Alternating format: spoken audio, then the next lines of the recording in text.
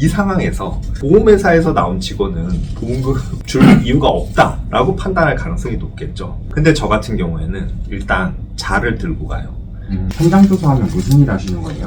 보험사고 현장 가면은 그거부터 확인해요. 현장 조사하면 그 보험금을 줘야 되는지 말아야 되는지를 따지는 건데, 처음에는 현장부터 확인을 해요. 예를 들어서 길 가다가 보도블록을 파여서 넘어졌다고 가정해 볼게요.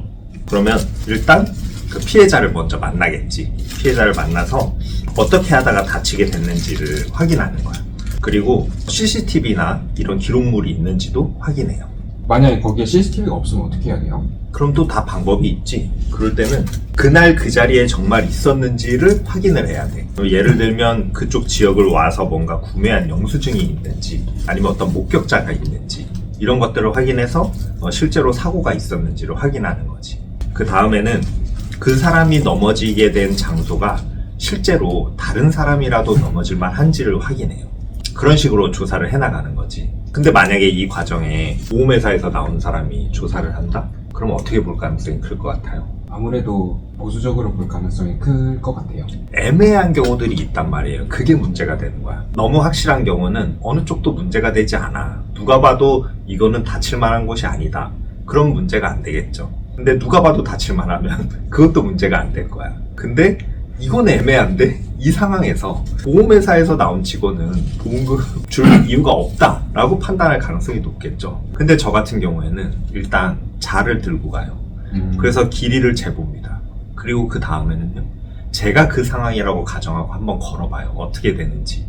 그리고 그날의 날씨, 어둡기의 정도, 가로등은 잘 있었는지, 이런 거 하나하나 다 확인해서 혹시라도 그걸 관리하는 시설물 관리자의 하자가 있을 만한 요소가 있는지를 찾아봐요. 결과가 어떻겠어요? 그렇게 되면 보험금이 나올 확률이 되게 높아지겠네요. 그렇죠. 되게 꼼꼼하게 확인하시는 것 같아요. 이 모든 도움을 주고 고객이 내야 되는 돈이 있다 없다? 있다. 없다. 아, 진짜 없다. 네. 이거는 정말 어떻게 설명할 방법이 없는데 아는 사람만 아는 꿀팁이 돼버리는 거야. 근데 이거 너무 답답한 거지. 그냥 신청하면 무료거든요. 이걸 알면 안 할 이유가 없겠네요. 그렇죠. 몰라서 안 하는 거지. 알면 안 할 이유가 없는 거야. 아, 하나는 더 있지. 누구한테 이걸 부탁해야 되냐. 그거는 있어요. 그건 누구한테 부탁하면 돼요? 네이버에서 올바른 검색해야죠. 이 무료 선임 제도를 이용하면은 처음 시작부터 마지막에 보험사로부터 몇백만 원, 몇천만 원 입금받는 그 순간까지 단 한 푼도 부담하지 않아도 돼요. 돈은 어디서 받으시는 건가요? 보험회사로부터 받아요.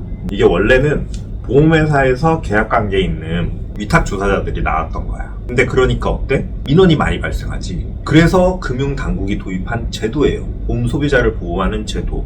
소비자가 선임한 독립손해사정사가 이 일을 하게 해라. 그리고 원래 이건 조사비 보험회사가 내던 거니까 그냥 독립손해사한테 너희가 줘라. 이거야.